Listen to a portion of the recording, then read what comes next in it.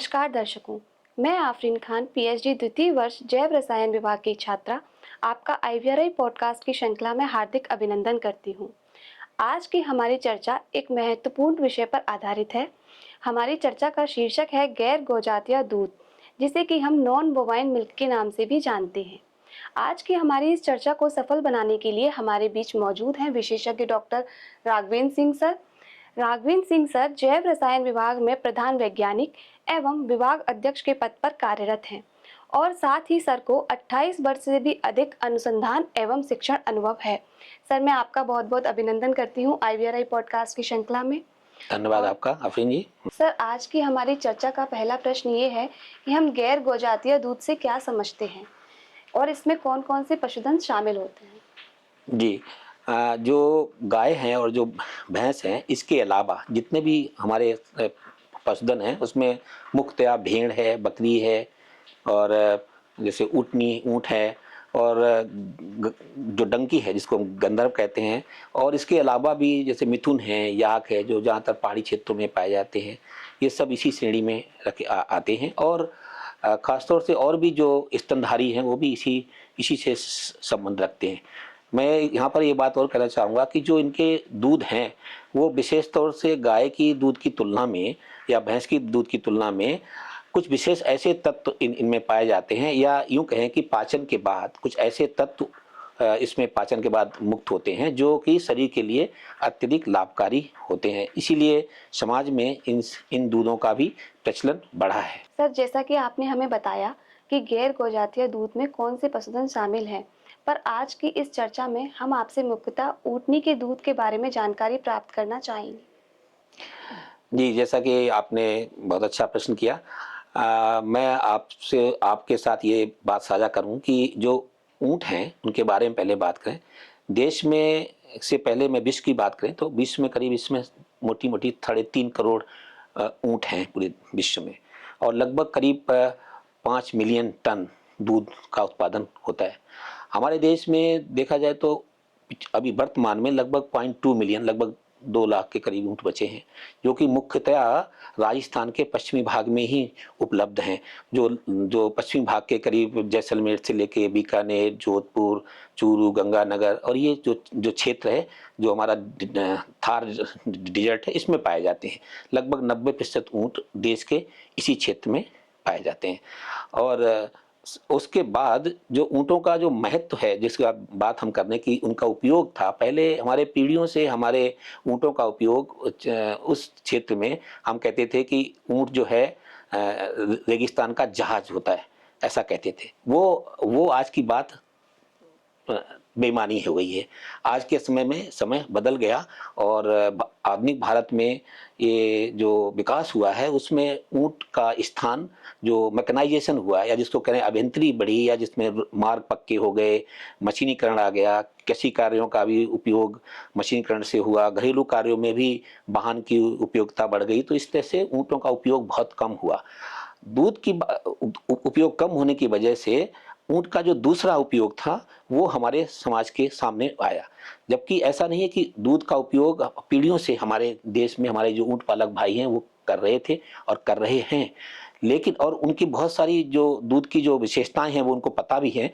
और साथ में एक और जो बात सामने आई है कि ऊँटनी का जो दूध है वो बहुत सारे ऐसे उसमें विशेष तत्व हैं जो कि मानव स्वास्थ्य के लिए खासतौर से बहुत लाभकारी हैं। इसलिए शायद वो समाज जो राई का रबारी जो ऊँट पालन करते थे उनको किसी तरह की कोई बीमारी नहीं होती थी। ऐसा सर्वेक्षण जो किए गए, जो सर्वे किए गए, उसमें भी ये पाया गया कि उनको 90 साल 100 साल की उम्र में तक भी वो बिल्कुल स्वस्थ जीवन यापन करते थे, जबकि उनका जीवन रेगिस्तान में गुजरता था जहां तापमान लगभग 45 डिग्री से ऊपर होता था।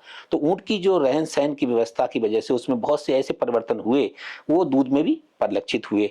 और वो दूध का जब शोध कार्य वैज्ञानिक तौर पे जब शुरू हुआ, इसमें राष्ट्रीय अनुसंधान केंद्र जो बीकानेर है वो 1984 में स्थापित हुआ, अपने आईसीआर का ही है। उसके माध्यम से लगातार पिछले 20 सालों से ऊँटनी के दूध पर कार्य शुरू हुआ, शोध कार्य शुरू हुए। उसके तहत में मैं जो आपसे बात साझा करना चाहता हूँ कि जो मुख्य हमारी जो नस्लें हैं ऊँटों की, वो हैं बीकानेरी, जैसलमेर और कच्छी। तो जो बीकानेर क्षेत्र से पाया जाता था उसकी अलग व्यवस्था है, अलग से थोड़ा-सा उसका करैक्टर है, उसकी कैरेक्टरिस्टिक्स है, अलग-अलग है। और इसी तरह से जैसलमेरी है, इसी तरह से कच्छी ऊँट है। ये तीन ही जो हैं हमारी मुख्य नस्लें हैं।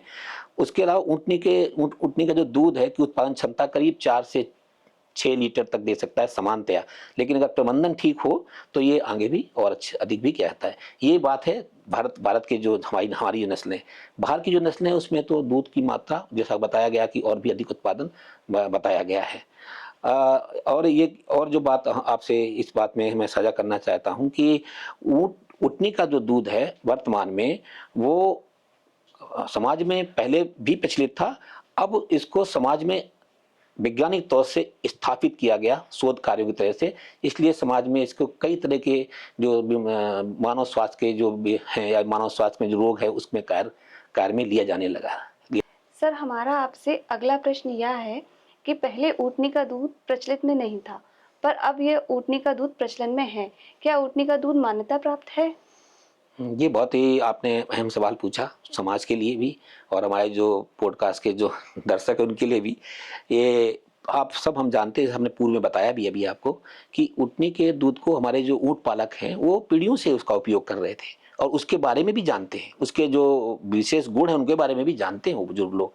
लेकिन राष्ट्रीय अनुसंधान केंद्र बीकानेर और उसके सहयोगी संस्थाएं कुछ जो एक जैसे कुछ और संस्थाएं जो उससे जुड़ी थी, उन सब ने मिलकर इसको जब इसमें शोध कार्य शुरू हुआ तो इसके लिए ऊँटनी के दूध को मान्यता दिलाने के लिए एफएसआई में जो हमारी बॉडी है भारत सरकार की, food safety and standard authority of India FSSI, उसके लिए हमने इसके लिए आवेदन किया। तो उन्होंने हमें बहुत सारी जो उसकी प्रक्रिया थी उसके लिए हमें करने को कहा। हमारे पास बहुत सारा शोध कार्य का डेटा वहाँ पर उपलब्ध था संस्थान के पास, राष्ट्रीय अनुसंधान केंद्र बीकानेर में। हमने उनको उपलब्ध कराया। इसके बाद वो प्रक्रिया के गुजरने के बाद सन 2016 में माननीय हमारे जो प्रधानमंत्री हैं मोदी जी, उनके कर कमलों द्वारा इसका बाकायदा उद्घाटन भी हुआ और एफएसआई द्वारा इसको मान्यता भी मिली और समाज में ऊँटनी के दूध को खाद्यान्न के रूप में उपयोग में लाने के लिए प्रचित किया गया। इसके बाद से ही ऊँट पालकों को एक नई राह मिली। सर, आपसे हमारा अगला प्रश्न यह है कि ऊँटनी के दूध में कौन से पोषण तत्व पाए जाते हैं? जी, जैसा कि आपने पूछा हमसे कि ऊँटनी के जो दूध है उसमें वो सभी पोषक तत्व पाए जाते हैं जो गाय भैंस के दूध में पाए जाते हैं। मात्रा में भले ही वो थोड़े कम हो सकते हैं लेकिन जो उनकी गुणवत्ता है वो बहुत अधिक अच्छी होती है और इसीलिए शायद वो मानव उपयोग में ज़्यादा सफल सिद्ध हो रहे हैं। सर, अब आप हमें ऊँटनी के दूध के भौतिक एवं रासायनिक गुण के बारे में बताइए। जी, ऐसे तो भौतिक गुण की बात करें तो भौतिक गुण में ऊँटनी की जो विशेषता है वो ऊँटनी दूध अम्लीय होता है, एक थोड़ा कम तुलनात्मक रूप से। इसकी जो पीएच होती है वो लगभग 6.5 से लेके और 6.7 के बीच में रहती है। उसका कारण भी है कि इसमें कुछ अम्लीय प्रोटीन जो हैं ज़्यादा होती हैं, एसिडिक प्रोटीन ज़्यादा होती हैं, उसी वजह से ऊँटनी का दूध विशेष भी माना जाता है। दूसरी बात एक और है कि जो इनकी विस्कोसिटी जिसे कहते हैं हम, वो भी इसकी थोड़ी-सी कम होती है गाय और भैंस की तुलना में। डेंसिटी जो है, जो घनत्व है वो भी इसकी तुलना में कम होता है गाय भैंस की तुलना में। जो शेल्फ लाइफ है, स्वजीवन, ऊँटनी के दूध को समानतया रूम का टेम्परेचर होता है या जो अपने समान वातावरण पे रखें तो भी 3 से 4 घंटे से 4 घंटे 5 घंटे तक खराब नहीं होता है। अगर इसको हम 4 डिग्री तापमान पे रखें तो करीब 10 घंटे तक ये ऐसे ठीक बना रहता है। कच्चे दूध की बात कर रहा हूँ।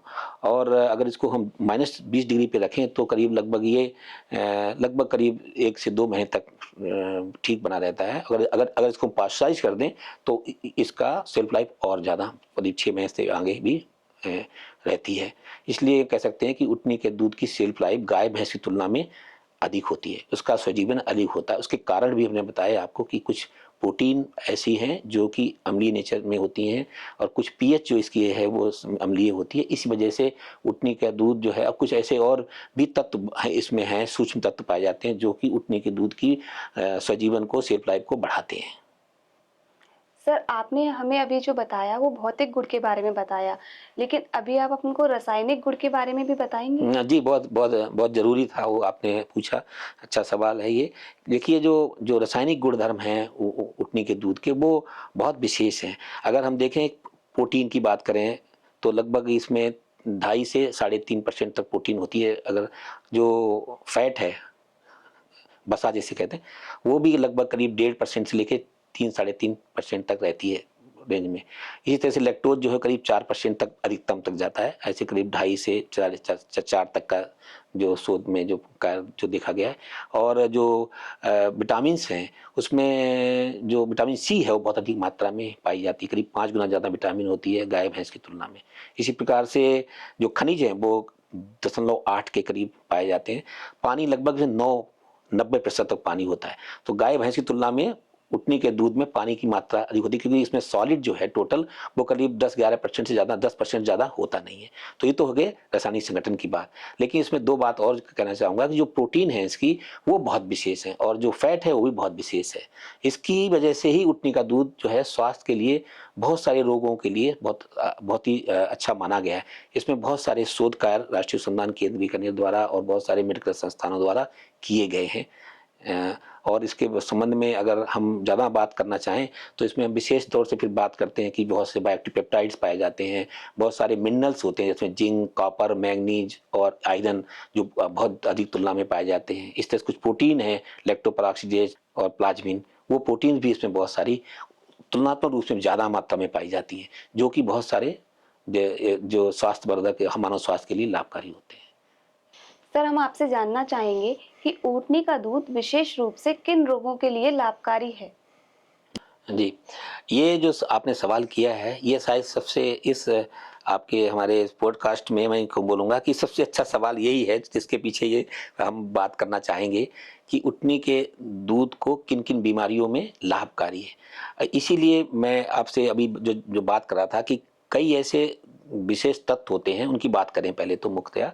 मैंने जैसे बताया कि प्रोटीन होती हैं, प्रोटीन में व्हे प्रोटीन जो है ऊँटनी के दूध में तुलनात्मक रूप से बहुत ज़्यादा होती हैं। बहुत ज़्यादा की बात करें तो करीब 30 से 40% तक व्हे प्रोटीन होती हैं, जबकि गाय के भैंस के दूध में लगभग 20% ही व्हे प्रोटीन होती हैं।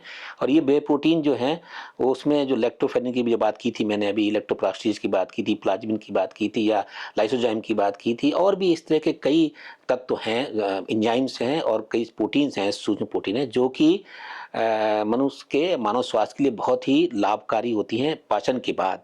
और साथ में जो केसिन है, प्रोटीन केसिन है, जब ये डाइजेस्ट होती है, जब हम दूध का उपयोग करते हैं पाचन तंत्र के बाद, जो इसमें डाइजेशन के उपरांत जो जो कुछ तत्व मुक्त होते हैं और वो अवशोषण होकर जब हमारे खून के माध्यम से शरीर में पहुंचते हैं, तब ये बहुत सारे जो बीमारियां हैं या बहुत सारे रोगों में बहुत ही लाभकारी पाया गया है। ऐसा ये स्थापित हो चुका है, सिद्ध हो चुका है, बहुत सारे शोध कार्य किए जा चुके हैं। राष्ट्रीय, मैंने पहले बताया, राष्ट्रीय अनुसंधान केंद्र और बहुत सारी मेडिकल संस्थाओं ने पिछले 20 सालों से इस पर कार्य किया जा रहा है। अब बात करेंगे कि ऐसे विशेष जो मोटी-मोटी बात अगर करें सामान्यतया, तो जो मिनरल की बात करें तो मिनरल में जैसे जिंक है, कॉपर है, मैंगनीज है, ये जो और आयरन है, ये जो मिनरल हैं ये आप जानती हैं कि ये हमारे बॉडी के लिए बहुत ज़रूरी है कुछ खास तरह के फंक्शन के लिए। उसमें ये बहुत ही अधिक मात्रा में या यूँ कहें समुचित मात्रा में पाए जाते हैं। दूसरी बात एक और है, जो विटामिन है जिसमें विटामिन सी की मात्रा बहुत अधिक होती है, जो आप सब जानते हैं कि एक एंटीऑक्सीडेंट भी है और ये एंटी जो इम्यून सिस्टम है उसको भी इन्हांस करता है। साथ में एक जो फैट की बात कर रहे थे, जो फैट है इसका, उसमें जो अनसैचुरेटेड फैटी एसिड होते हैं जिसको हम असंतृप्त वसा कहते हैं, एक ये। और इसी तरह से इसमें जैसे लिनोलिक एसिड होता है, लिनोलिक एसिड होता है, अरेक्डोनिक एसिड होते हैं। ये ऐसे एसिड हैं जो कि फैटी एसिड हैं जो कि शरीर के लिए बहुत आवश्यक होते हैं और बहुत सारी बीमारियों में, बहुत सारे रोगों को निदान करने में महत्वपूर्ण भूमिका अपनी अदा करते हैं। इस प्रकार से ही अगर हम बात करते हैं, जैसे लैक्टोज की बात करते हैं, लैक्टोज भी इसमें जिस मात्रा में जिस क्वालिटी का जो गुणवत्ता होती है वो भी बहुत अलग विशेष तरह से इसमें होती है। तो सब मिला के ऊँटनी के दूध का जब पाचन होता है, पाचन के बाद जो ऊँटनी दूध का तुलनात्मक रूप से अध्ययन किया गया, तो ये पाया गया कि ऊँटनी के दूध का जो क्षय रोग है ना, जो ट्यूबरक्लोसिस है, उस पे अध्ययन किया गया। एक मेडिकल कॉलेज जो हमारा बीकानेर के संस्थान के द्वारा किया गया, वहाँ पे अध्ययन किया तो पाया गया कि ऊँटनी के दूध का जो क्षय रोगी हैं उनमें बहुत सकारात्मक रूप से उनको रिकवरी करने में या उनको उनकी जो स्वास्थ्य है उसमें लाभ हुआ उनको बहुत। ये जो परीक्षण हुए या शोध कार्य हुए हैं ये बाकायदा मेडिकल जो कॉलेज हैं और जो उसके संबंधित डॉक्टर उनके माध्यम से किया गया। साथ में जैसे डायबिटीज़ की पर बात की गई, डायबिटीज़ पे शोध कार्य किए गए, लगभग 10 साल की स्टडी है। उसमें भी ये पता चला कि जो टाइप 1 डायबिटीज़ है बच्चों में, उसमें भी उटनी का दूध में बहुत लाभदायक प्राप्त हुआ। उस पता चला कि इंसुलिन की जो मात्रा लेते हैं ना रोजमर्रा में जो बच्चों को देनी पड़ती है उसमें बहुत सकारात्मक रूप से उसमें कमी आई इंसुलिन की। जो कुछ बच्चों में तो इंसुलिन की मात्रा देने से हटा दी। इस तरह से डायबिटीज में भी बहुत कारगर पाया गया। और ऑटिस्टिक चिल्ड्रन जो अब हम बात करते हैं ना, मंदबुद्धि बच्चे जिसमें कह लें अब स्पेशल चिल्ड्रन होते हैं, उनमें जब इसमें शोध कार्य किए गए, वो भी एक मेडिकल एक संस्था है इसकी अंतर्राष्ट्रीय संस्था, उसके साथ मिलकर कार्य किया गया, तो पाया गया कि उसमें भी बहुत सकारात्मक हमारे पास उसके जो रिजल्ट आए। और इसके बाद ये जब बाद में इसका उपयोग में लाया गया तो ये समाज में भी ये प्रचलित है कि उटनी का दूध मानसिक रूप से जो मंदबुद्धि बच्चे हैं या हमको स्पेशल चिल्ड्रन के नाम से जानते हैं उनको देने में बहुत है। इसकी वजह से ही लोगों में उटनी के दूध में बहुत ही तरह यहाँ से अपने देश से विदेशों में भी उटनी के दूध को निर्यात करने का भी एक वो बढ़ा। इस प्रकार से जो इम्यूनोमॉड्यूलेशन जो है जिसमें हम कहते हैं रक्षात्मक तंत्र है हमारा, उसके लिए भी बहुत सारी प्रोटीन, बहुत सारे सूक्ष्म तत्व जो इसके अंदर पाए जाते हैं वो शरीर के लिए बहुत इसको संपूर्णतः इसको तंत्र को सुदृढ़ करने में बहुत महत्वपूर्ण करते हैं। शरीर के बहुत सारे तंत्र, चाहे श्वसन तंत्र हो, चाहे पाचन तंत्र हो, चाहे इसकी बात करें हम रक्षात्मक तंत्र की बात करें, इवन दिस जो हमारे स्किटी सिस्टम है, उस उत्सर्जन तंत्र हैं, उनमें भी बहुत ये कारगर सिद्ध हुआ है। बहुत सारे रिप्रोडक्टिव जो डिसऑर्डर हैं महिलाओं में, उनमें भी ये पाया गया। ये बहुत सारे छोटे-छोटे जो कार्य किए गए, उनमें प्रयोगों से सिद्ध हुआ है कि उटनी का दूध इन सभी में बहुत लाभकारी पाया गया। और हमारी जो पुराने जो हमारे पीढ़ी के जो लोग हैं, उन्होंने भी इस बात को पहले किंवदंती में कहते थे, लेकिन अभी वो उसका परीक्षण किया गया तो ये सिद्ध पाया गया। इसी प्रकार से क्षय रोग के साथ-साथ जो किडनी फंक्शन और जो लीवर फंक्शन है, जो टेस्ट है, तो लीवर फंक्शन में भी उटनी का दूध बहुत ही कारगर पाया गया है। और जो हमारी हेपेटाइटिस होती है, हेपेटाइटिस के बारे में भी कुछ परीक्षण किए गए, शोध कार्य किए गए, उसमें भी उटनी के दूध को बहुत उपयोगी पाया गया। इस प्रकार से हम ये कह सकते हैं कि उटनी दूध की जो जो गुणवत्ता है मानव स्वास्थ्य के लिए वो काफ़ी लाभकारी है। बस जो सबसे बड़ी समस्या थी वो ये थी कि उटनी के दूध को समाज में कैसे स्थापित किया जाए, क्योंकि ये पहले मान्यता प्राप्त नहीं था। अभी लोगों को, जो ऊँट पालक भाई हैं, उनको ये अधिकार है कि वो उटनी के दूध को अपने को मार्केट में, बाजार में लाकर बेच सकते हैं। इसकी कीमत भी इस तरह से ही अभी लागू है। जैसे कहीं पे शुरू में कुछ संस्थाएं इसको 200 से 300 रुपए में, 400 रुपए में भी देती हैं। पहले कभी-कभी 500 में बिका, लेकिन ये उपलब्धता के ऊपर निर्भर करता है। तो उटनी के दूध की जो स्वास्थ्य में, जो रोगों में जो कार्य कर रहे हैं, अभी भी बहुत सारे कार्य, जिसमें कि अभी एक कैंसर में उटनी के दूध का कैंसर में क्या लाभ है, उसके ऊपर भी कुछ संस्थाएं मिलकर कार्य कर रही हैं, जिसमें राष्ट्रीय अनुसंधान केंद्र बीकानेर अग्रणी रूप से उसमें अपनी भूमिका निभा रहा है। सर, आपसे हमारा अंतिम सवाल यह है, क्या हम ऊँटनी के दूध को व्यवसायीकरण में उपयोग कर सकते हैं? जी, बहुत अच्छा सवाल है ये। और ये आपको जैसे मैंने बताया कि एफएसआई में क्योंकि इसकी मान्यता प्राप्त हो चुकी है, तो अब जो हमारे ऊँट पालक भाई हैं, वो उटनी के दूध को व्यवसाय के रूप में ले सकते हैं। उदाहरण के तौर पर जैसे बताया मैंने कि हमारे देश की जो एक एडमिक फूड है, अगर आप देखें गूगल में जाके, तो वो एक हितेश राठी करके इसमें हैं, जिनको हमने एक परीक्षण दिया था पहले, और वो आजकल इसके दूध को निर्यात करते हैं और बहुत अच्छे व्यवसाय में इसके दूध के उत्पाद बना के चॉकलेट्स या बहुत सारी चीज़ें बनाते हैं और उसको उपयोग में लाते हैं और निर्यात करते हैं इसके केशिन को, जो ऑटिस्टिक चिल्ड्रन है जो मैं बात कर रहा था उनके लिए अमेरिका में, यूएई में, और भी बहुत सारे उत्पाद बनाए जा सकते हैं और इसको व्यावसायिक रूप में बिल्कुल लिया जा सकता है। जैसे कि विदेशों में भी देखा होगा आपने, जैसे यूएई की बात की थी मैंने, करें, या और भी जो गल्फ कंट्री या अरब कंट्री हैं, अरब देश हैं, उनमें भी उटनी के दूध को व्यवसाय के रूप में अब लाया जा रहा है और वैश्विक बाजार में उपलब्ध भी है। इसलिए हमारा सभी जो दर्शकगण अगर चाहें तो राष्ट्रीय अनुसंधान केंद्र बीकानेर से संपर्क कर सकते हैं, या हमारे यहाँ किस से संपर्क कर सकते हैं, और उनको हम इस संबंध में जरूर जो भी आवश्यक होगा वो मार्गदर्शन देने की पूरी कोशिश करेंगे। सर, आपका बहुत-बहुत धन्यवाद करना चाहूँगी कि आप हमारे इस IVRI पॉडकास्ट में जुड़े रहे और ऊँटनी के दूध के बारे में और गैर गौजातीय दूध के बारे में महत्वपूर्ण जानकारी साझा की। हम आगे भी आपसे महत्वपूर्ण जानकारियाँ प्राप्त करते रहेंगे और नए पॉडकास्ट के एपिसोड में आपको बुलाएंगे ताकि हम ऊँटनी के दूध के बारे में और जानकारी आपसे प्राप्त कर सकें। और साथ ही मैं धन्यवाद करना चाहूँगी अपने दर्शकों का IVRI के इस पॉडकास्ट की श्रृंखला में जुड़ने के लिए। आगे भी आपके लिए ऐसी महत्वपूर्ण जानकारियाँ हम लाते रहेंगे। धन्यवाद।